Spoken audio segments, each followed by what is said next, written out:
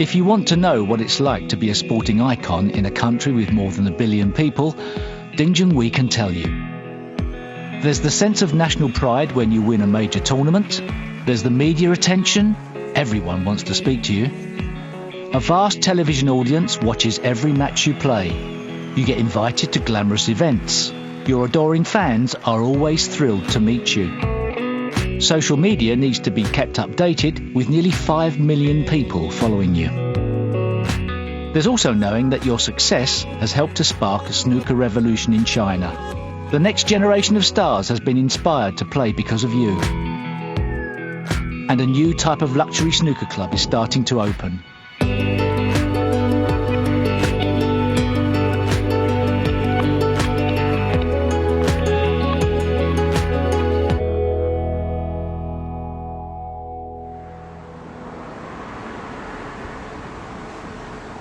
It's the night before the start of the China Championship.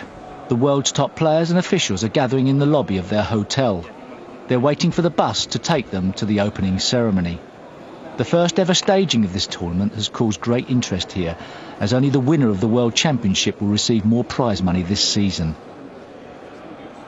It doesn't take long before Ding Junhui is recognised. The bus journey gives the players a chance to catch up. Snooker has been a popular sport in China's third biggest city for many years. Tonight's destination is the famous Guangzhou Tower, where the reception is being held. The snooker fans are also making their way to the event.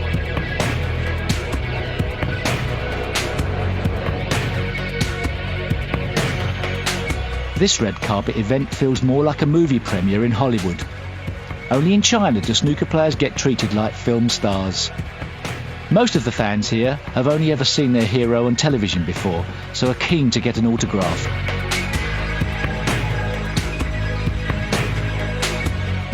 Soon it's time to officially launch the new tournament.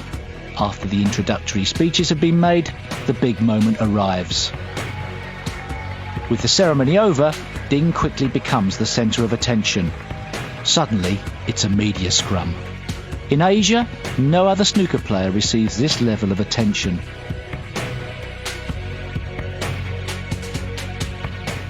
The Ding Junhui story begins on the 1st of April 1987.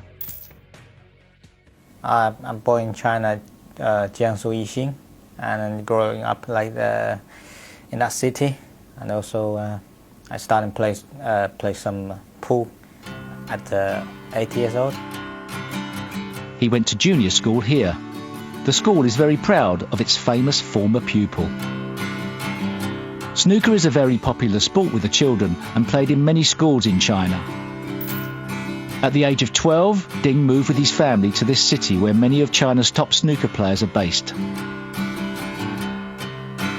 My father owned a club when I was starting playing snooker. So after that, maybe 1-2 years, and the club is shutting down. So with the money problems, and we moved to Dongguan, which is the second growing up place to improve my snooker lot place. And yeah, this is a big decide to move to keep going on with that my career, my snooker career. My father so big helps, because in that age my brain is like paper. It's nothing on that. so he have to help me to think about the balls, positions. Every day he look after me to make sure I play every shot is concentration, because you know that kids always like to play fun somebody's. When Ding and his parents moved to this city, they didn't have much money, and the help they received has always been really appreciated. The people is very kind. We don't have enough money to live in well, and they do a lot of help for us. You know, the one that go clubs, you don't need to pay, and they provide some place to live in. We don't have to pay a lot like that things. It's time to make the short journey to the venue where the China Championship is being staged. Ding is really excited to be playing in this new tournament, given its proximity to Junhui. It's the first time I played the big tournament here in Guangzhou. I live in here, this area, for about 7 years. When I was like 12, 13 years old, the snooker players all come here to play because there are more tournaments here before. So I grew up here, and I think it's a good time to go back. Ding's first round opponent is another famous Asian player, Hong Kong's Marco Fu. Yes, it's a big event, and you know, me and Marco's always the most people watching it on that television, also on match in China. And tonight I play against Marco. I think he got a friend from Hong Kong. It's not far away from here. It's like 2 hours driving, and I have more friends here, so it's interesting. The security staff are waiting, and Ding's quickly escorted in. The practice room is where all the players head before a match. Everyone is keen to get a glimpse of the Chinese star. Even his opponent is keeping close watch.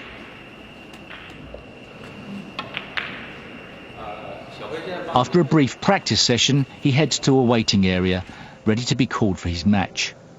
All snooker players have to dress smartly, and Ding's keen to look his best.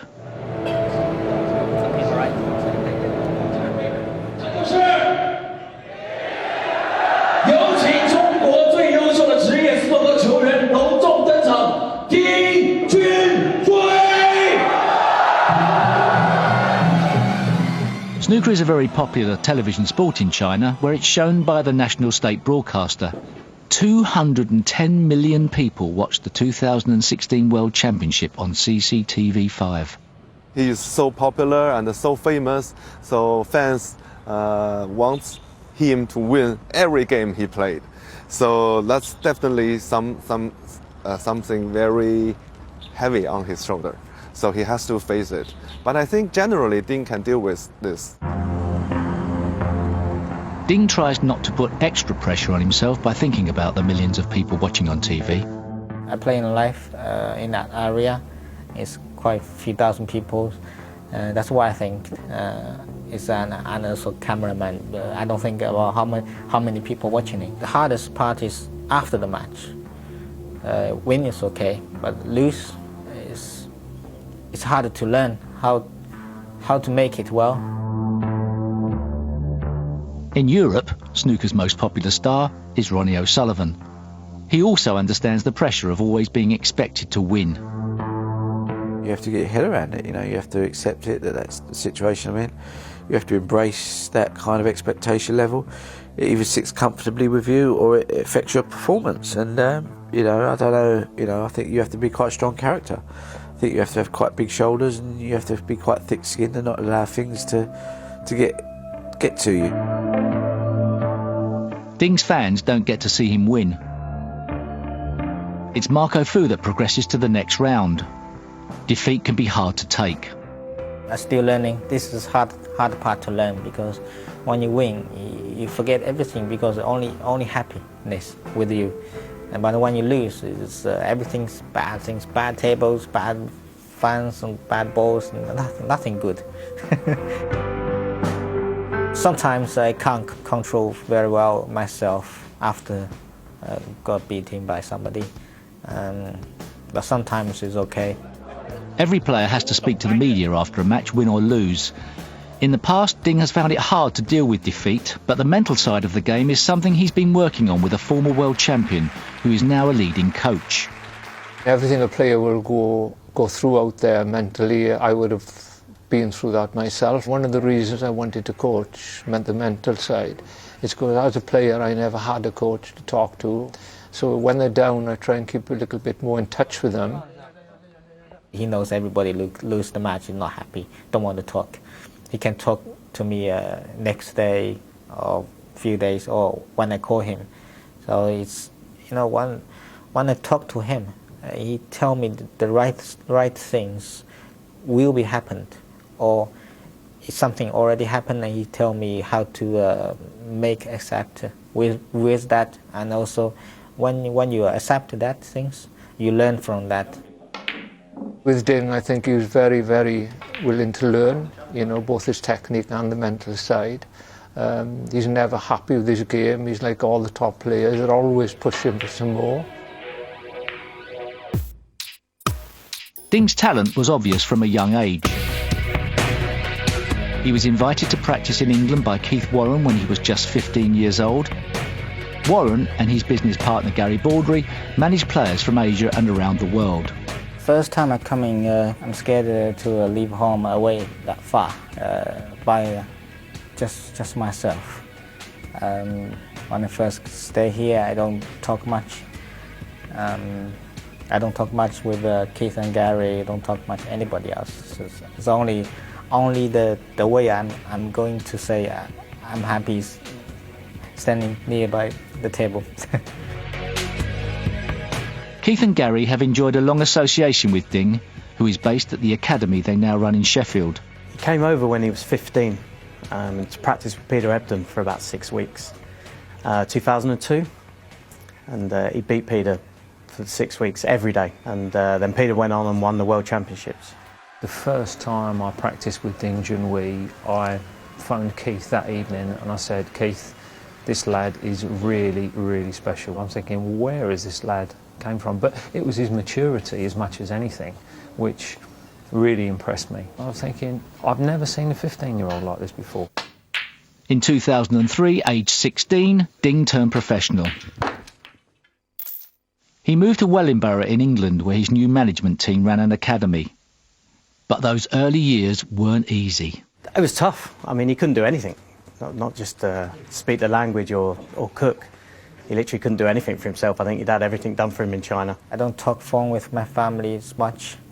You know, this is every day I play, practice after practice. I going home to stay myself, just sitting like that, and for maybe 1 or 2 hours, I'm just looking the floors, the TV. Nothing to say.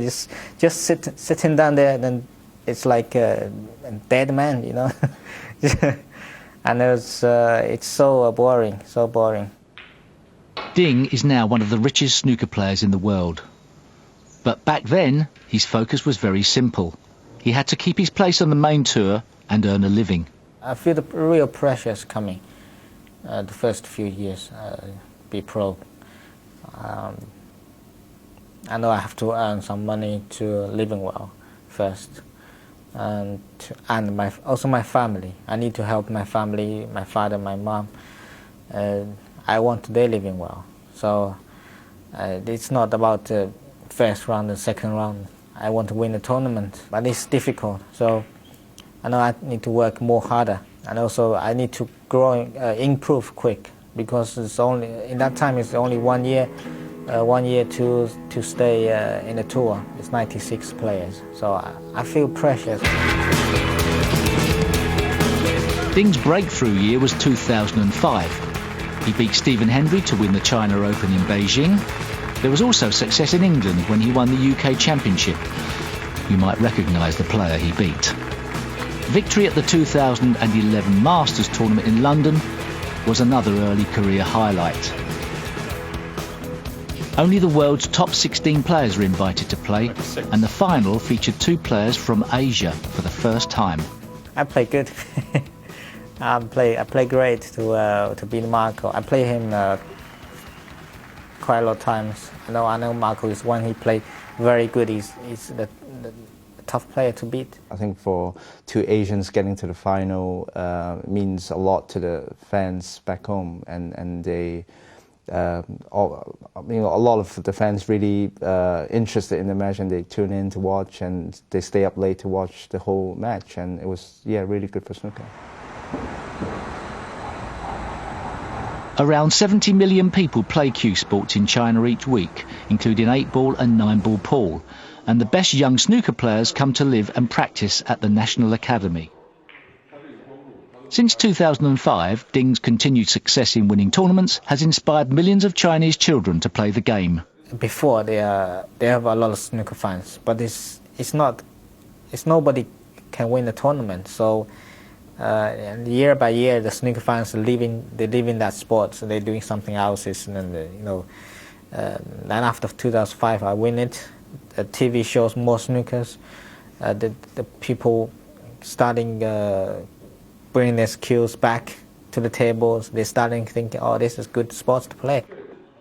There are 30 pupils here ranging in age from 6 to 22 years old.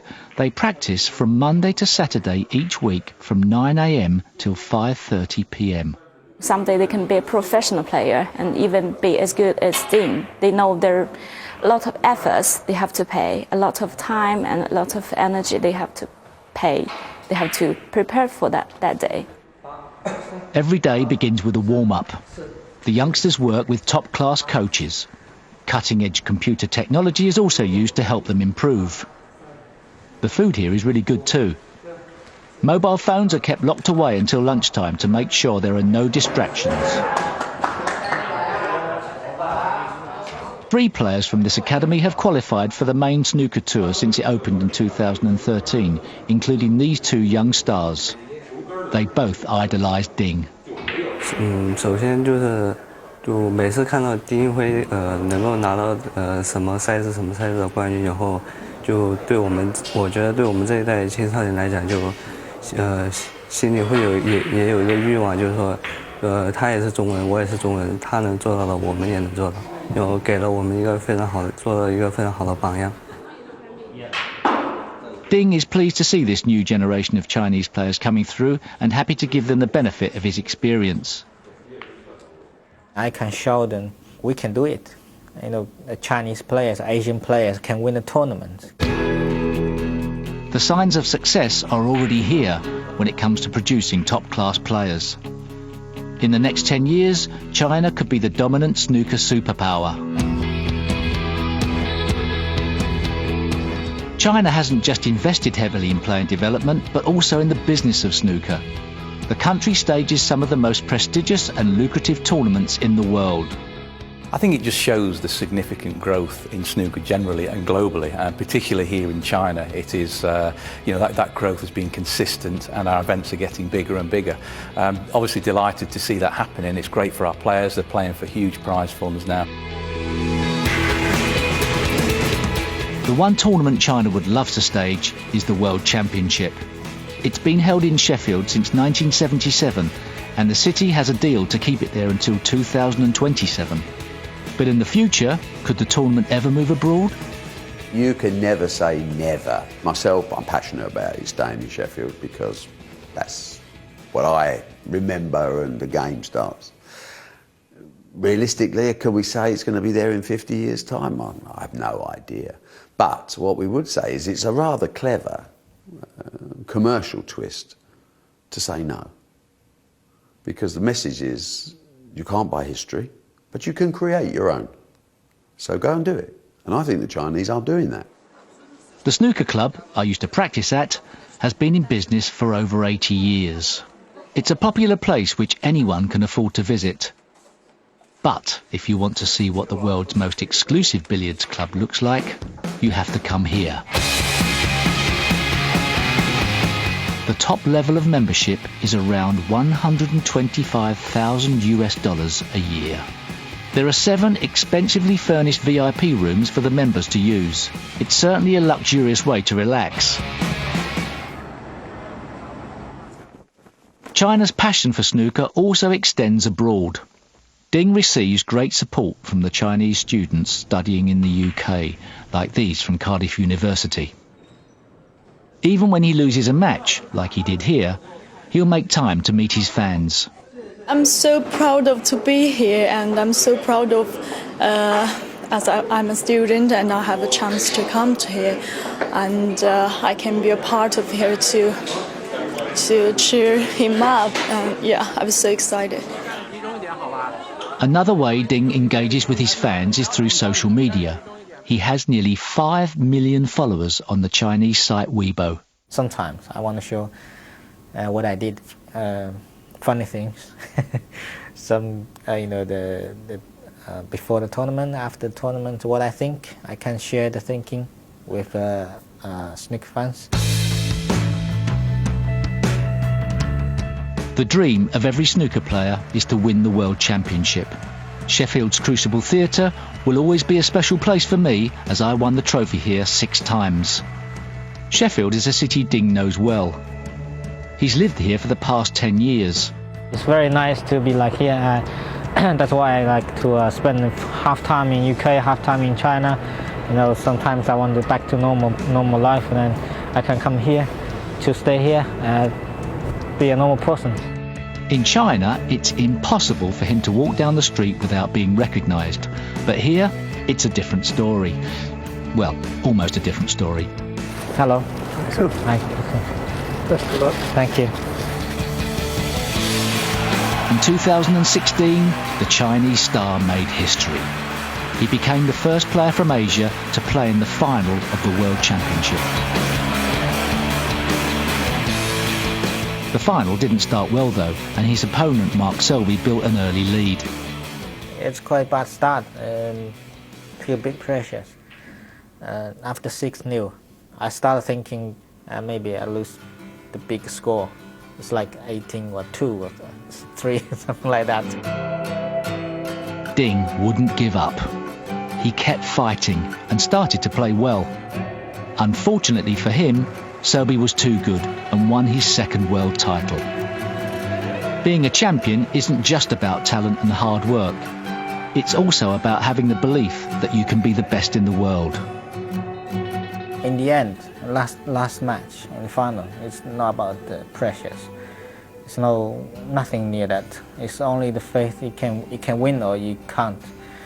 The finals I learned a lot. It's if you go to the last match stages, you got to believe yourself you can win. That's all you need to do.